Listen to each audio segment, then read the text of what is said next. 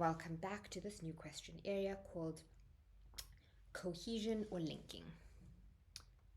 So another word for the kind of questions that are related to cohesion and linking that the NBT AL section will be asking you are simply relationships. So these kind of questions are asking you, how do different parts of the sentence and paragraph link with one another? What is the relationship with other? How do we structure things so that we have a cohesive argument? Or how did the author structure things so that he or she has a cohesive argument? And cohesive just means something that makes sense, that flows. Often the way this question is asked is how one paragraph links to another. And we're going to go straight into some examples. And we have this comprehension passage on virtual reality revolutionizing learning environments. And if you want to hit pause and just read the entire passage now, I suggest you do so. So question 1 says, paragraph 2 establishes the relevance of the concept presented in paragraph 1. B elaborates on the concept presented in paragraph 1.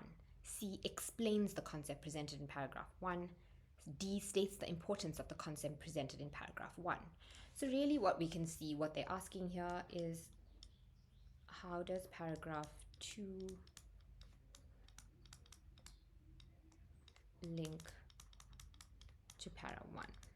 So what does para 1 actually say? Virtual reality technology is transforming classrooms by providing immersive learning experiences that were once impossible. So I would read this a couple of times and kind of put it in my own words. So basically VR is changing classrooms and learning.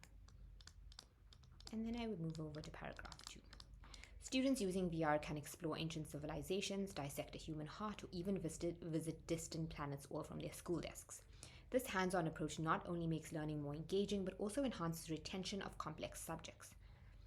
And if I were to read this a couple of times, what I would realize is that it is simply telling us, giving us examples on how VR is changing classrooms and learning.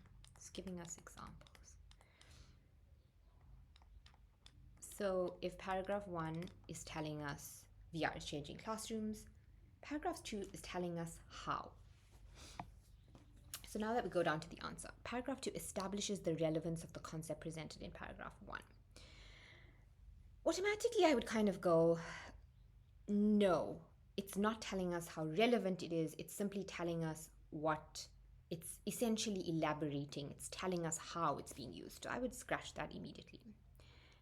B elaborates on the concept presented in paragraph 1. And often with this word elaborates, they sometimes give examples, tells us how. So I would say, yes, this could be an answer. C explains the concept presented in paragraph 1. It's not really explaining the concept, it's more giving us examples. And then I would scratch this. D states the importance of the concept presented in paragraph 1. There is a suggestion in both these paragraphs that VR is changing classrooms and may be important, but it's simply not the way that paragraph 1 links to paragraph 2. So I would scratch that and I would stick with the answer being B. So I think if we were to work a strategy for this, I would go to the 2 paragraphs in question, actually put it in my own words, and really have a deep think about how one paragraph is kind of linking to the other. And sometimes putting it in our own words and being like, what is the point of this?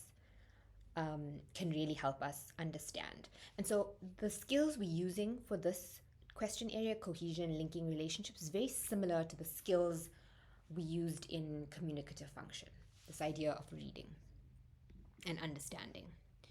Question 2, paragraphs 3 and 4 establish grounds for debate, outline the concept within which the invention has been created, C provide information necessary for understanding, D indicate the writer's attitude towards the invention. Paragraphs 3 and 4. The technology utilizes headsets that display three-dimensional environments and track the user's movements to provide real-time interactions with the virtual world. So, what do I understand from this?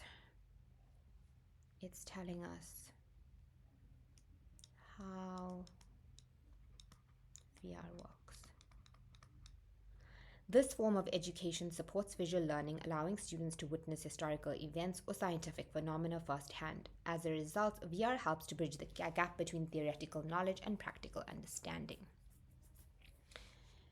So basically, I would say VR is enhancing or helping learning. Now let's go look at question 2. Paragraphs 3 and 4 establish grounds for debate. You can see that we've talked about, it's talking about how VR works and how VR is actually enhancing the learning experience. So automatically I could kind of go, no, there's no debate. The author is simply stating why VR is really positive for learning. Outline the context within which the invention has been created. I would say no. There's no context.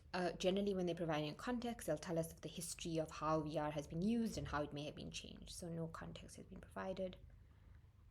C, provide information necessary for understanding. Perhaps it's telling us how VR is enhancing learning. Indicate the writer's attitude towards the invention. I think it's clear that the writer feels very positive towards the invention. But if it was more about the writer's attitude towards the invention, there'd be a clearer indication of this. So we can go with C. Provide information necessary for understanding. Question 3. The best way to describe the relationship between paragraphs 5 and 6 is that paragraph 5 introduces a concept for which paragraph 6 accounts, for which paragraph 6 describes, for which paragraph 6 justifies, which paragraph 6 questions. Educational institutions are now beginning to invest heavily in VR labs. This is paragraph 5, recognizing the significant benefits it offers for student engagement and learning outcomes. What does this mean? Okay, so there's been investment in VR because it's positive. The cost of VR technology, however, remains a significant barrier to widespread adoption. Despite the benefits, not all schools can afford to equip their classrooms with the latest VR gear. So what it is saying that this is a bit of a drawback, that not every classroom can afford it. So let's look at what our possible answers are. The best way to describe the relationship between paragraphs 5 and 6 is that paragraph 5 introduces a concept for which paragraph 6 accounts, for which paragraph 6 justifies, or for which paragraph 6 questions. Now, paragraph 5, and I'm just going to put it here because the top is looking a little chaotic, tells us there's been investment in VR. And paragraph 6 says, well, there has been investment, but not all schools can afford it. And so it's possibly not so widespread as can afford. Okay. So I would say it definitely isn't for which paragraph 6 accounts. And it's definitely not which paragraph 6 describes or justifies. Immediately I'd say paragraph 6 questions, because paragraph 5 is putting forward an idea. Paragraph 6 is saying, well, not all schools can actually afford this.